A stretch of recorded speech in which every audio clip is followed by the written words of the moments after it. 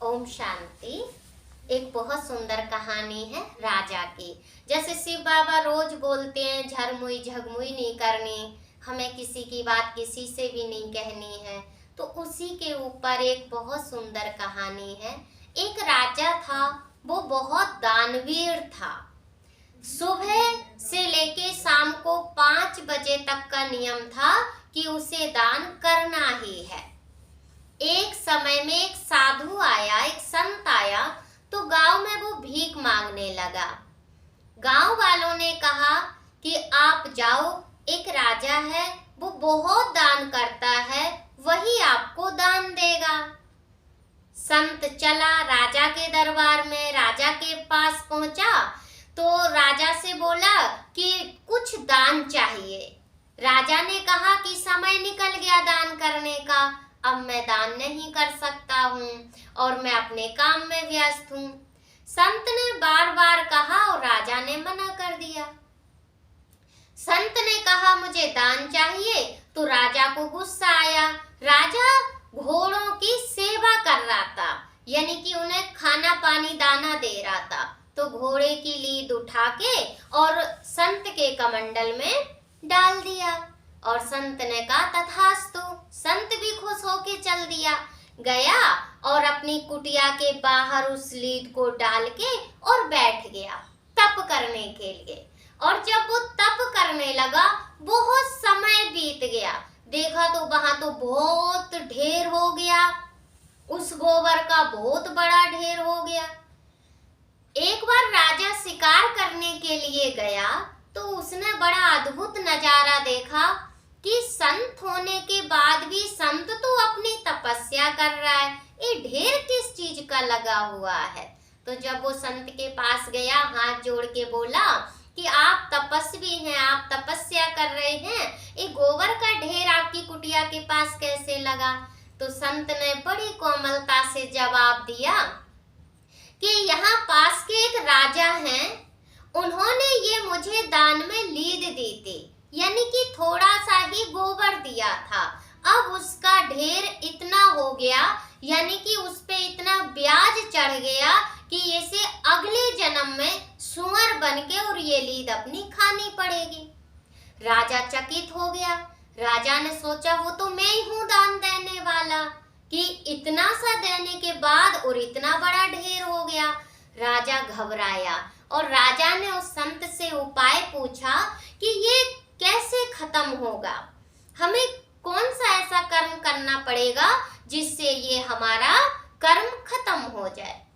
तो संत ने कहा, हे राजन, आपको ऐसा कार्य करना है जो आपकी सभी गिलानी करें, क्योंकि अभी तक तो आपने कर्म बहुत अच्छा किया तो लोग बहुत वाह वाह करते हैं राजा की, लेकिन अब आपको ऐसा कर्म करना पड़ेगा जिससे आपकी गिलानी हो। तो राजा अपने राज्य में आया और राज्य में आकर के उसने एक लड़की ली और एक बोतल ली और पूरे राज्य में घूमने के लिए निकल गया। अब जो देखे वो कहे राजा तो ठीक नहीं है, राजा तो बहुत गलत कार्य कर रहा है। अब राजा ही जब गलत कार्य करेगा तो अपनी प्रजा को चलाएगा कैसे। ऐसे घूम घूम के जितने भी प्रजा थी सब ने राजा की बुराई की। अब बुराई करने के बाद हासिल क्या हुआ, राजा का जो ढेर लगा था ना गोबर का, वो धीरे धीरे कम हो गया। अब जो राजा ने दिया था ब्याज तो खत्म हो गया, लेकिन मूल रह गया। तो जो राजा ने दिया था वो उतना ही रह गया। वो फिर संत के पास गया, संत से पूछा कि अब ये थोड़ा सा रह गया, ये कैसे खत्म हो। तो फिर संत ने कहा कि जो ब्रह्म ज्ञानी हो, जिसे आत्मा और परमात्मा का पूर्ण रीति ज्ञान हो, अगर वो आपकी गिलानी करे तो समझो कि आपका ये भी कर्म खत्म हो जाएगा। अब राजा ने कहा ठीक है। अब राजा और एक संत के पास गया और बोला कि मुझे थोड़ी सेवा चाहिए। तो संत ने कहा ठीक है, आप रहो हमारे आश्रम में, अपनी सेवा करो। अब राजा का काम था रोज कुछ ना कुछ उल्टा काम करना, कुछ तोड़ देना, फोड़ देना, कुछ भी काम करना, कि कैसे भी ये बड़ा ब्रह्म ज्ञानी, बड़ा ऊंच संत है, ये कैसे भी अपनी वाणी के द्वारा हमारी बुराई कर ले।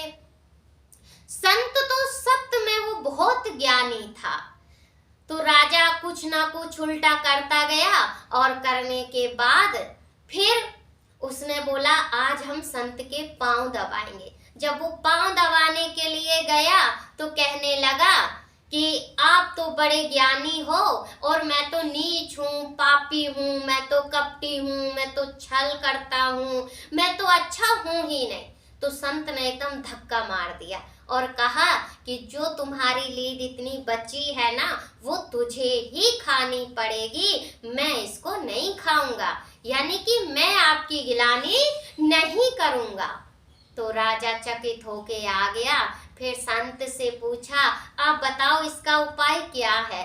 तो संत ने कहा हे राजन, इसे आप जला लो, जलाने के बाद इसे राख बना लो और राख बना के से 1 चम्मच रोज ले लो, आपका ये भी खत्म हो जाएगा।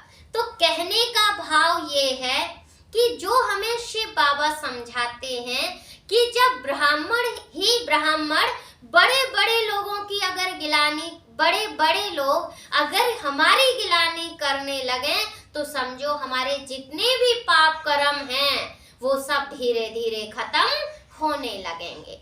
इसीलिए बाबा रोज मुरली के द्वारा हमें एक ही पॉइंट समझाते हैं कि झरमुई झगमुई नहीं करना।